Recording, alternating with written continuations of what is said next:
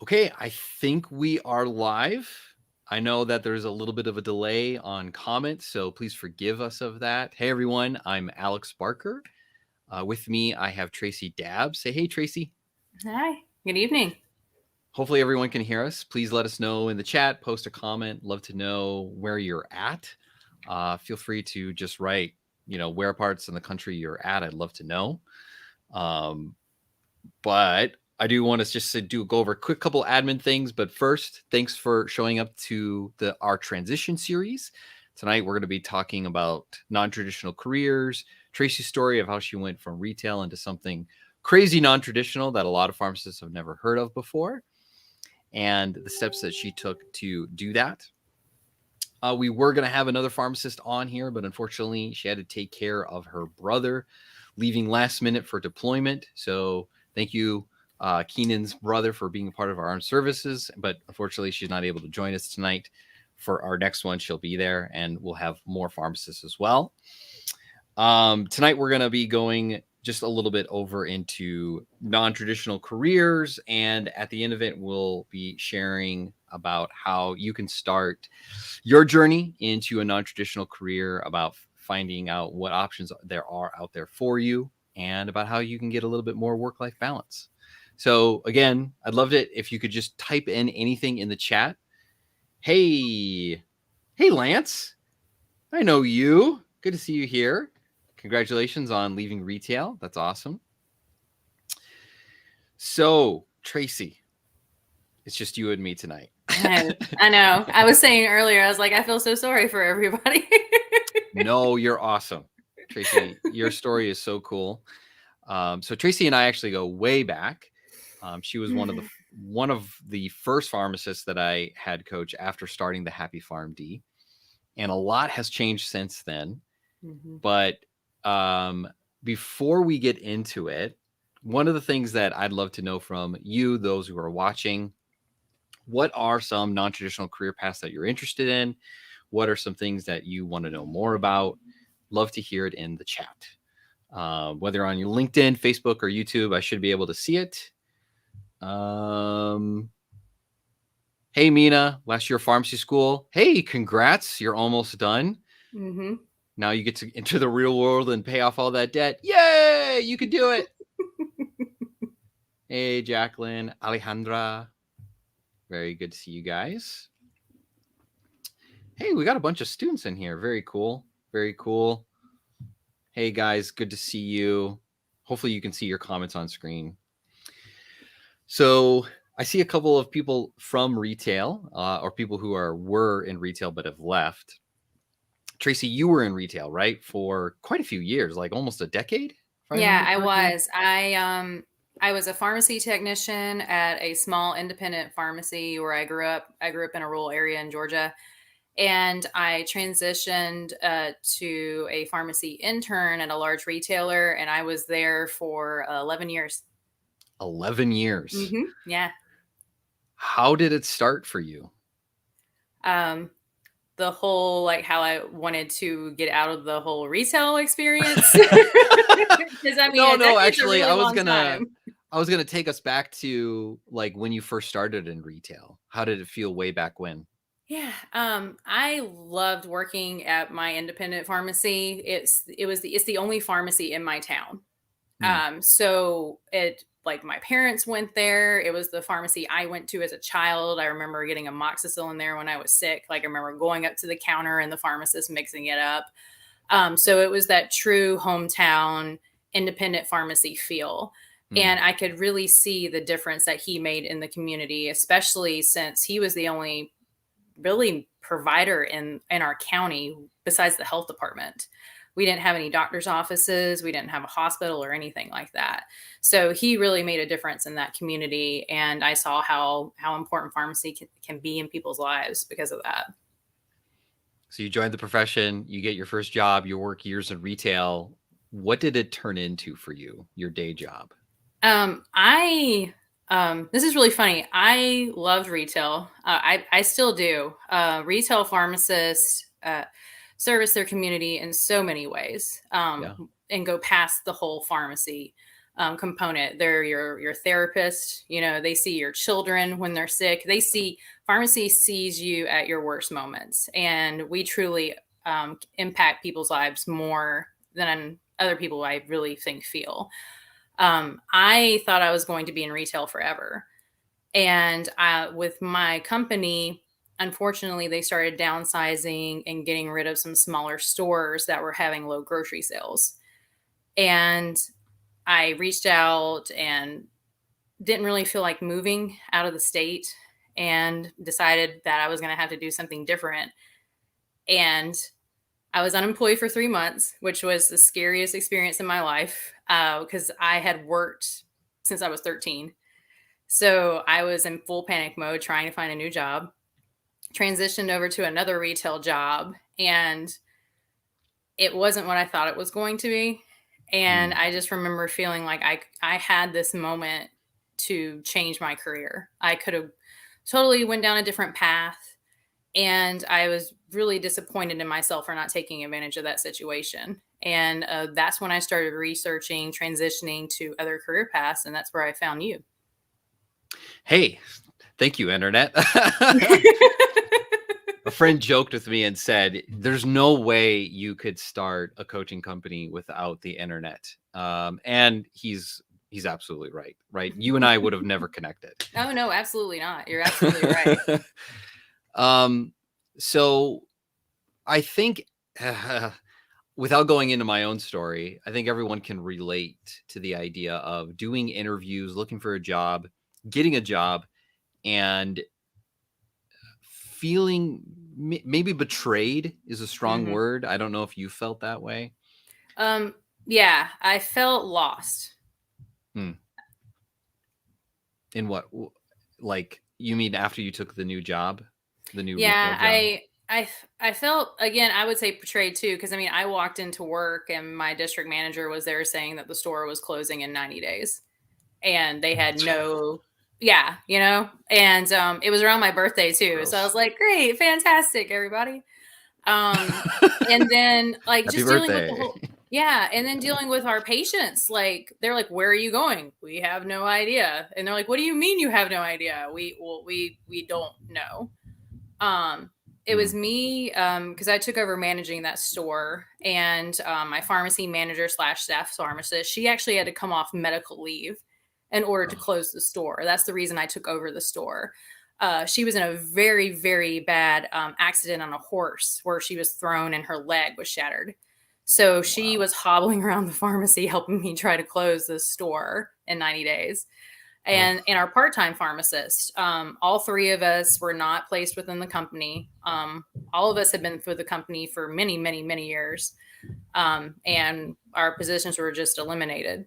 And hmm. I still have patients that reach out to me on Facebook asking where I'm at and what I'm doing, because that's, gosh, my store closed 6 years ago, so they still have that connection and remember what we did for that community.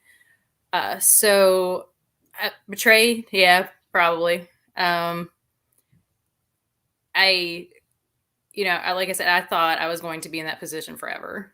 Hmm. I planned to be with that company for 25 years and then retire out, and that's not what happened. I mean, it's probably a good thing.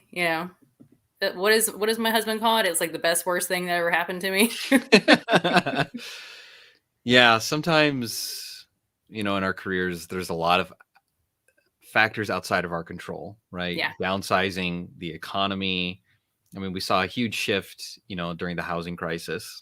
Hmm. It didn't really affect retail, but obviously now things are totally different Hmm. for obvious reasons. We all know, what some of the major factors are going on: oversupply of pharmacists, lack of innovation going on.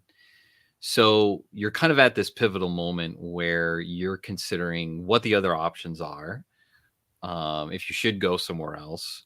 What were perhaps some of the options that you were thinking about, if not the current job that you had? Hmm. I was doing what the typical client probably that you talk about. I was just getting on Indeed and looking for all these jobs and applying for everything that I could that was not a retail Or I even applied for Kaiser because it was more of a, Mhm. I guess, non-traditional sense pharmacist. And uh, I still remember interviewing for Kaiser and just walking in and being like, yeah, I am not getting this job. Like I knew walking into that interview in 5 minutes, I was not getting that job. And taking Why? that, it, I was not prepared. There were four pharmacists and 60, four Kaiser pharmacists and 16 people interviewing for one job. They interview in a group setting. Yeah. It's not one Fun. on one. It's very different. But I knew walking in that I was not getting that job. And I took that situation and learned from it. And I was, like I was applying for jobs that I shouldn't have been applying for, honestly. Mm. I just didn't know any better. So it kind of was, I wouldn't call it time wasted, but lessons learned, Mm-hmm. but kind of cutting your teeth on the process. Yeah. Absolutely. So you and I connected. I remember it was like probably around March or April because I was at APHA. I Mm-hmm. remember I was in a coffee shop talking with you about, where you were at with your career. I remember hearing, the hard lessons of like, I don't know what I want to do. It's not this. It's I don't want to continue in this path. Mm-hmm. Do you remember that really hard question I asked you? Do you remember? What was the question? I remember asking you about like, you know, your journey, where you're at, and I felt in that moment like challenging you. I don't know why, because we hadn't established a coach relationship yet. But I remember saying like, do you really want pharmacy? Yep. And do you remember how you responded? Yeah, you said I don't think you should be a pharmacist, and I didn't want to talk to you again. You said that the second time we talked, and I was so mad. I was like, who is this guy who doesn't know me whatsoever that tells me I shouldn't be doing what I've been doing for the past 15 years? No, I don't remember it wording it like that. I remember wording it like a question Yeah. and challenging you because, well, that's what a coach does, right? A coach Mm-hmm. is supposed to challenge, what are your beliefs? Do you really want this? Mm-hmm. Because I remember us working through this issue of like, I don't like any of these options. I don't know if I like patience. I don't know if Mm-hmm. I like this and this and this. And I remember saying, like, okay, well, what do you want, Tracy? Mm-hmm. Um, and so, I'm seeing some comments out there of different career paths. Mohammed, pharmacogenomics, Mm-hmm. ambulatory care from a random link. Hey, LinkedIn user, we're probably not connected. Feel free to connect with me. I'm a real person. Love to. Clinical trials. I see remote patient monitoring. That is becoming a lot more common. I'm not sure if this is a career path, but Shots. yeah, I think everyone's tired of shots. So you and I chatted, and we got through that. We got through the what do you want career path, right? Mm-hmm. Do you remember some of the options that you were considering before you got into this position that you're in now? Mm-hmm. I remember you asking me to explore different opportunities and not focusing on one type of career and getting my mindset on it. And I remember I was like, oh, this is kind of like dating, where you're, not putting all your eggs in one basket. But it was something I hadn't really thought about with a type of career setting. Hmm. You had me exploring setting up like it was really all these different pathways I started exploring, and researching opportunities that I necessarily wouldn't have applied for. Hmm. Just for the experience and for practice the process of doing the resume, having a phone interview, and going through that process. So yeah, I remember reaching out to it was some clinical job. And I did speak with them, but I just started pursuing my career, and it started, I had the phone interview, and then it just went from there. So, And what path did you end up choosing? So I saw a posting for emergency preparedness with the Department of Public Health. And I remember telling you, well, I did an emergency preparedness rotation when I was in pharmacy school. In fact, it was one of my Yeah. favorite rotations. And Alex, the only reason I did that emergency preparedness rotation is because it was out of area and I could go stay with my boyfriend at the time. That is the only reason I did that rotation. But when I did it, I was like, this is really, really super fun. Like I went out into fields and learned how to use like radios and walkie talkies. I remember being on a radio and talking to someone in Canada. I remember preparing for like mass casualty incidences and training over in Anniston for a week. It was a really cool and a really fun rotation. And I remember someone coming up. I think they were I think they were with fire. They weren't EMS. I think it was a fire lady. And she said, why would a pharmacist be training for like these mass casualty events? And I remember saying, well, like if we need medications, like who do you think is going to be there for the medications? And just seeing the light in her eyes, like, oh, I've never thought of that before. If we have like an anthrax, situation where we have to dispense Cipro or Doxy, how pharmacists would play a critical role in that. And so I applied for that position, and I still remember like typing up my cover letter and being like, you may be wondering why a pharmacist with 15 years of retail experience is applying for this position. Let me tell you why. And I talked about that rotation in pharmacy school and like everything that I did and how much I really enjoyed it. And it went off from there. It just really clicked. And I hadn't had that clicky feeling in a while where it just kind of fell into place and it felt right.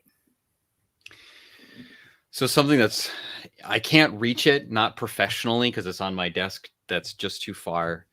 But there is this giant book called Career Development and Counseling. And in this book, it describes the science behind serendipity and careers, which, if you didn't know, it's basically just that careers are so hard to research because there is so much of randomness that happens in a person's life. There's so much things that you just never anticipated happening, all of a sudden happening. Like who could have predicted that just because you had a boyfriend that you would have taken, at the time, this rotation just to be, I assume your boyfriend was the priority and not the rotation. Yeah, absolutely. Okay. Hey, we're just being honest here. Oh yeah, you're absolutely and that's right. Totally fine. You're absolutely right.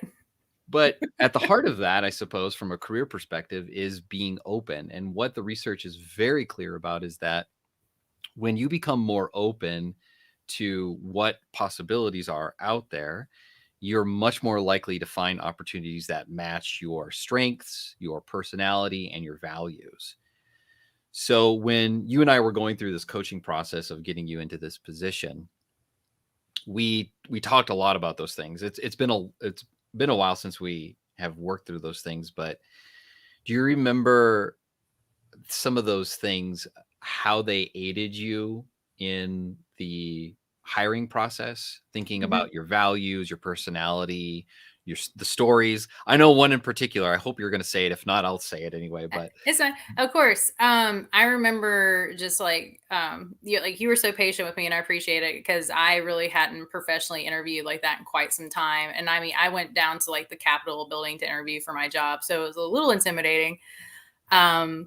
And I remember the whole, like, you need to wear a suit. And we argued about that for a little bit. We don't normally argue when we work with people, but you're just that kind of girl. I was like, sorry, woman. Sorry. Yeah. Lady. I call boys boys and girls. Because, at work, they always know me because I always wear dresses. So I was like, I could wear this. You're like, no, you need to wear a pantsuit. It happened. Yeah. And the whole, like, I had just never, and it makes sense to me now, but I just never been trained about, remembering people's names and following up later and doing handwritten thank you cards. Like I had never done anything like that before, but I do stuff like that now because it makes such a huge difference in people, especially when so many people are struggling right now, when everybody is just dealing with, the world it is in this current state.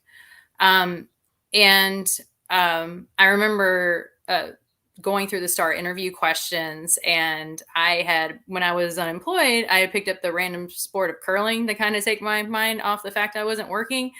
And I remember asking you, if they have any questions about like team activities, could I mention curling? And you're like, yeah, sure, it's fine. And they still talk about how that's one of the most enjoyable interviews they had because I talked about curling. Like I explained what curling was, how we make ice and get ready. We're curling right now. I'm super excited. So my husband's at curling tonight. So this is my night. Oh, thanks for Um, being with us. I I know, appreciate you're welcome. it. You're welcome. Gratitude. And they still talk about how they did not expect a pharmacist to come in and talk about curling, but they said I was the only pharmacist that talked about something that they could relate to. Because I didn't talk about filling prescriptions, I didn't talk about immunizations. I came in and talked about a team activity where we timed where we would show up, how we did every 6 hours, and we flooded the ice with like a quarter inch of ice and all this stuff, and how if we had to do it a certain way because if it cracks you got to start over again. And that's essentially what we have been doing. Oh, thank you, Rick. I know curling is so great. God, I show you some love there. That's cool. I Thanks, know. Rick. It is so much, it's such a great workout too. um but yeah, they still talk about that. And it was really funny because one of the guys I curl with, he just got a new job, and he talked about how he talked about curling during his whole entire interview. um so it's it was a fun interview because of that. Mm. I remember writing a diagram and explaining the scoring system and all that stuff. So it was a way for me to show how I can take something complicated and explain it as well to someone Mm. who wasn't familiar with it, which is what I do on a daily basis now with my job. So, So and that's what they needed for that position. there's a lot to dissect, and I'll try to be brief. That's hard to do. So we're obviously here talking about non-traditional careers. Emergency Hmm. preparedness, super non-traditional. Most Hmm. pharmacists don't even consider that. Hmm. Um, the story that I was thinking of in particular, because I knew I was going to forget it if I didn't remember it in this moment. When we coach someone and we're looking at possible career options, we like looking into your past. We like Hmm. looking at your accomplishments, your childhood trauma. No, just kidding. We don't get that deep. We talk about personality, strengths, accomplishments, and these things can help us inform about what would be an easier transition. And I was hoping you would say it, but maybe you forgot. But you Hmm. told me this really awesome story about how you were always the friend who got phone calls from people when they were stuck or when Yep. their car broke down. You told me Hmm. about how you have like a blanket and shovel and probably some foodstuffs in your Yep. trunk, right? Yep. Well, I grew up in rural Georgia. That's what we had to do. Like, I remember not having a power for a week, and having to take like showers in our pool. Like, that's just the way of life sometimes. Fun. Hmm. Um, but your dad raised you that way, right? Your dad Yep. raised you to be prepared. Like that is just the perfect story, the perfect foundation for like a cover letter, a interview question, uh, creating conversations with people within that industry. I mean, it's perfect. It's like it was right there, but we didn't discover that until I don't know, we were like month 3 or something like that. Yep. So that, if you're thinking about a transition, Janan, hey Janan, by the way, It's not. on entrepreneurship, you're thinking about specialty, you're thinking about drug information, I would challenge you to look in your past and look to see what are some compelling stories that you can use, what are maybe some big life events that maybe relate to this. And if you don't know, hey, schedule a call with us. We'd be happy to chat with you about how to do that. Um, there was another point that I was going to make, but that's okay. I've lost it. So let's move on. So Tracy, you and I work together. How would you describe our experience working together from coach to pharmacist?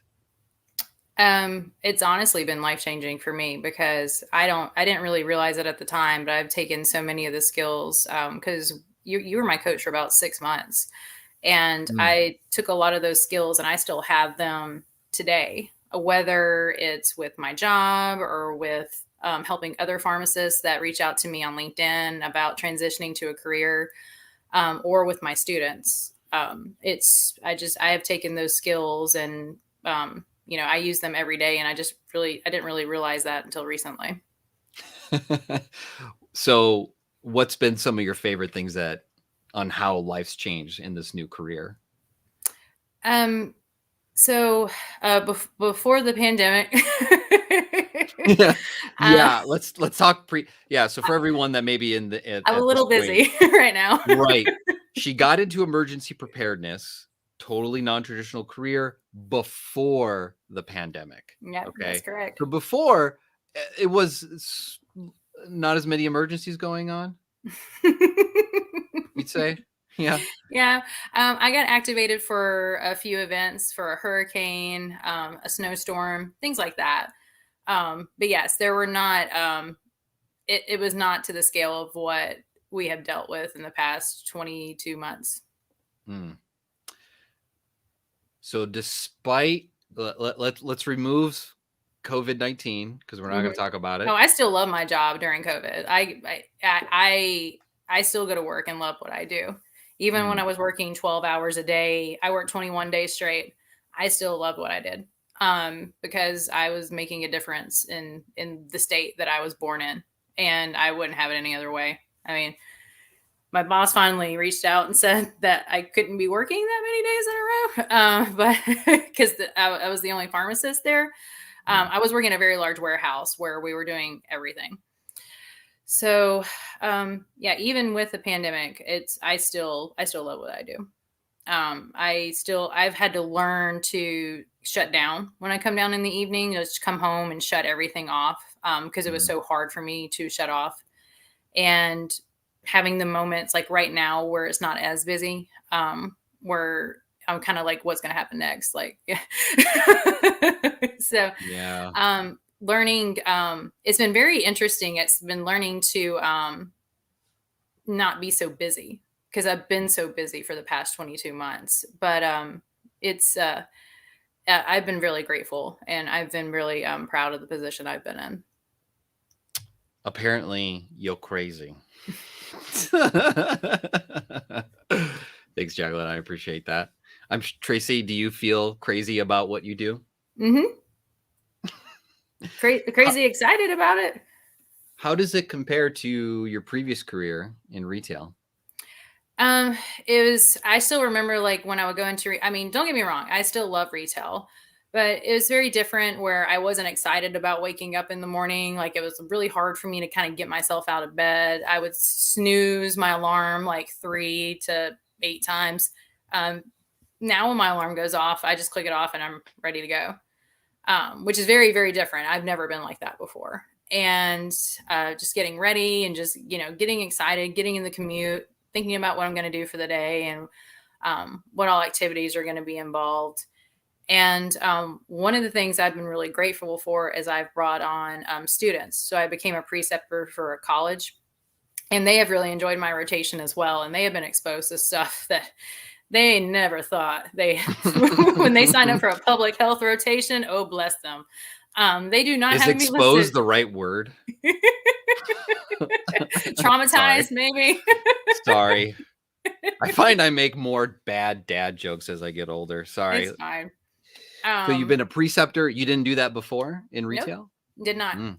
I did not, and I enjoy it. It's one of the things I enjoy a lot. I could see myself, maybe further down the line, transitioning to a role where I do teach because of that, because I enjoy it so much. Um, but it's and having students see what all I do that's not necessarily emergency preparedness.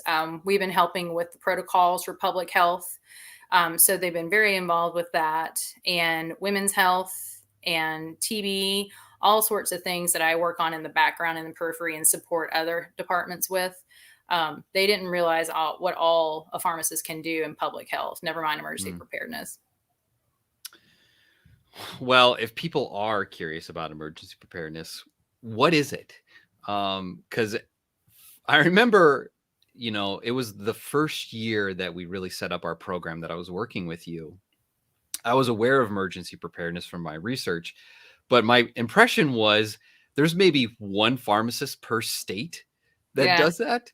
Yeah. So, That's what what is emergency preparedness? That's so funny because my student today, I was helping her with something, and she said, "How many emergency preparedness pharmacists are you in your state?" I'm like, "Well, with public health, there's just me."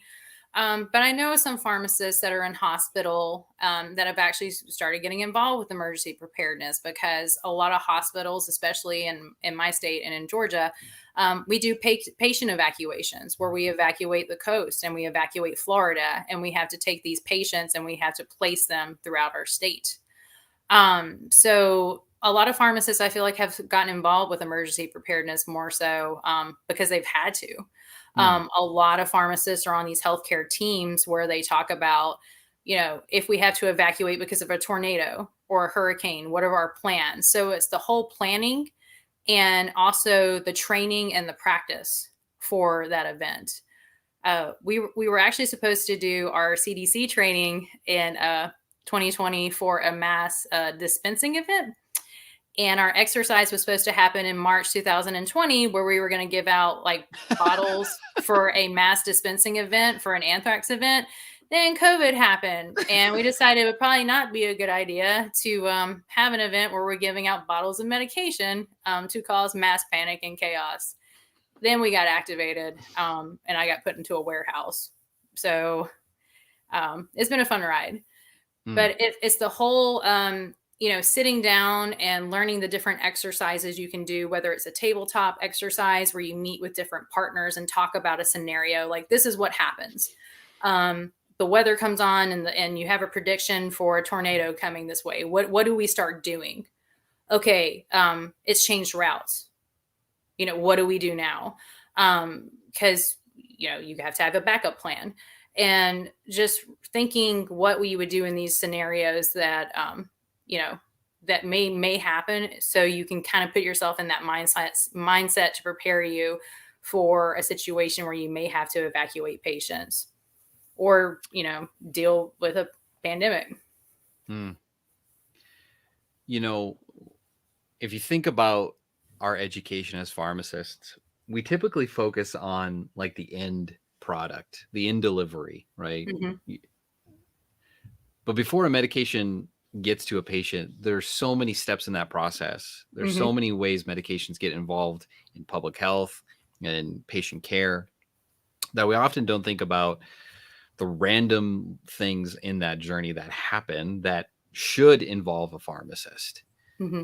Um, if there's an emergency, yeah, of course. I think about the whole crash cart, right? When the crash cart was first Hmm. created, my history may be incorrect here, but I believe that pharmacists were not really involved with it at all. Right? It was Hmm. doctors and nurses. Hmm. That's a recent thing for a pharmacist to be more involved in that process. Not my cup of tea. I would freak out in that situation, but there's some pharmacists that love it, and that's great. That's fantastic. It just goes to show, hey, there are many other career paths out there where if you just think about all the different ways medications are involved in the healthcare system, there should be a pharmacist there. Hmm. So I knew, Tracy, that a couple of specific questions would come up about public health. I'm getting a few now. Um, would you mind taking at least one about pay? um Guitar Man, How does the pay in 5115. public health as a pharmacist compare to retail? It's not that great. I took a very large pay cut, but I also went from working 40 hours a week to my position being a salary position at 32 hours per week. So I took my predecessor's kind of like what her schedule was, because they were used to it, and I took every Friday off. And I also supplemented my salary by working like one shift a month at my former retail setting. And I was actually making the same amount of money doing that. Hmm. And again, I like working retail. I I liked coming from that public health aspect and only being there for a weekend. And I truly felt like I was a different pharmacist because I was approaching it differently. I was a lot more proactive, and I also it was that need to serve and educate and just be out and I guess in the quote real world. But I remember my district manager always saying like it's very random for a pharmacist who only works 1 week in a month where I get calls and people complimenting you when you go to a store because you're just so helpful. And I truly feel transitioning had did that. Because of the pandemic, I have gone up to 40 hours, and because of that, I am making more. But I would say I'm making about 20% less than I did in retail. But I also have better benefits than I did in retail because I Mm. work for a government agency. I have a pension program. So after I am with public health for 10 years, I will, after 60, I'll have a pension for the rest of my life. So that's pretty awesome. I didn't have a lot of student loan debt, but you also have student loan forgiveness with public health as well. And I feel like a lot of students are actually starting to pursue these nonprofit entities just because of the student loan forgiveness. Yeah. So Yeah. It, I would definitely, if you're younger, you're a student here, go for the government jobs. Do everything yeah, you can because I'm sure yeah. you have a crazy amount of debt. Hmm. For those older pharmacists out there like me, um, I get to call myself old now. The average student right now is graduating, I believe, about 160,000 in debt. My friends Wow. over at Your Financial Pharmacist keep up on that more than I do, but it's around that range. That's insane. The return on investment for becoming a pharmacist has definitely decreased, but it Hmm. does pay off over time, particularly if you can be a part of that loan forgiveness program. Hmm. And so, you know, you made that decision. How do you feel about that? That's something that I feel a lot of people struggle with is the dynamic between, well, do I give up a job that I have to be paid less for in order to just feel good again? Hmm. Or do I only look for jobs that I can either be paid more money and something else, which that's why I think a lot of people are looking into industry. Hmm. How did you at all wrestle with that? I did. Um, I also was young and stupid and did a stupid student loan forgiveness payment plan where you started off low and you ended up high. Mm, So when I went okay. into my job of public health, that was my 8th year of student loans. So, because when I was young, I was like, oh, it'll be okay. I'll make more money in that time. Little did I Yeah. know I would be making substantially less at that time. So I had to call my loan program and redo my loans because of that. But I was able to do income based repayment, and that ended up stretching my loan only about a year. So it wasn't that big of a deal, and that was to me it was just a year to have a job that I really enjoyed. It was closer to home too, by the way, and I was able to take transit. I was able to take, so I didn't have to worry about driving or anything. So I saved money that way too because I wasn't constantly using gas. Um, I also started making smarter decisions like packing my lunch and not eating everything in the pharmacy because that was really different too because I had worked for 15 years in like a grocery store. Yep. So I didn't have to worry about packing a lunch. And so I had to start, dealing with that. And I also got very frugal and started learning about because I'm a government employee, I can do government discounts. So whenever I travel, especially with Airbnb, I'll message them and ask if they do any discounts for. I mean, if it's a discount, I will find it. First responder, health worker. So I Yeah. started being a lot more fiscally responsible because I had to be. Hmm. What are some of the benefits now? Now that you're in this position, what are some of the favorite things about how life is different after this transition? Hmm. I've made a lot more relationships and partnerships that I'll take with me for the rest of my life within pharmacy and not in the pharmacy community as well. I've had to learn to work with mostly non-pharmacists, which probably is the biggest struggle that I have to deal with, especially when that's all I had been around for 15 years. It's I've had to learn how to.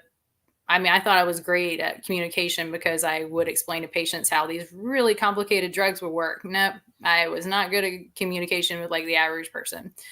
Um, I call it the daily struggle, where you're like up here and then you have to start bringing it down here. That's something I deal with every day.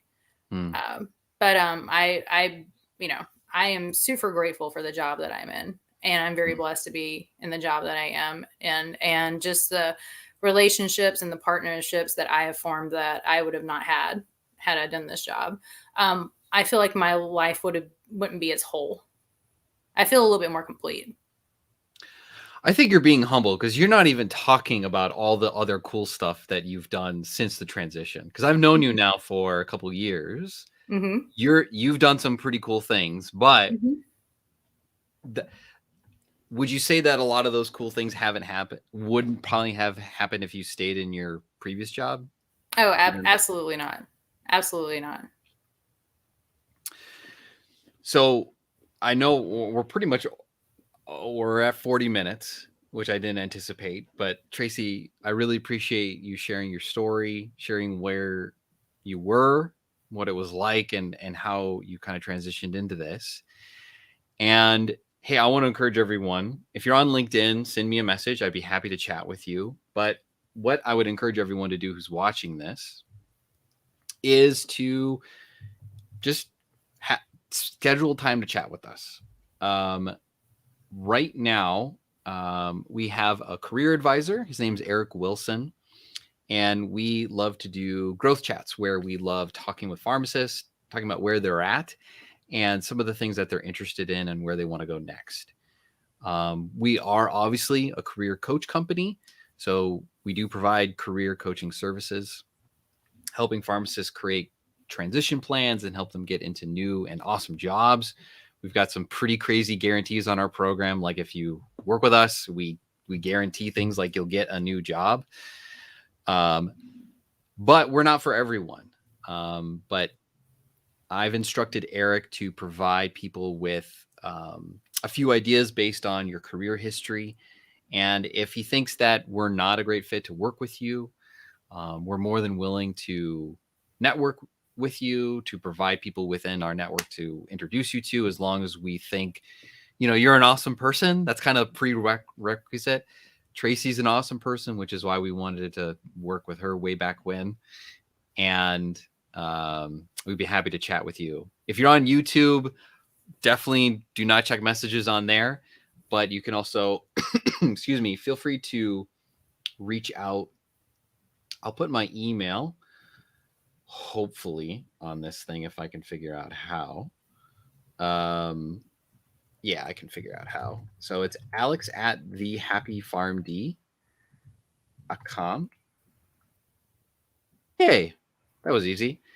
I'd be happy to chat with you. We're not for everyone, but we definitely love getting stories from pharmacists that just read our blog or watch our podcasts or look at things that we produce and make a career transition because of it. Definitely encourages me. I love getting those kinds of messages. Tracy, as we're wrapping up here, any final words to pharmacists who have been watching, maybe are interested in emergency preparedness or are wanting to make a career transition into some other non-traditional career or pharmacy career?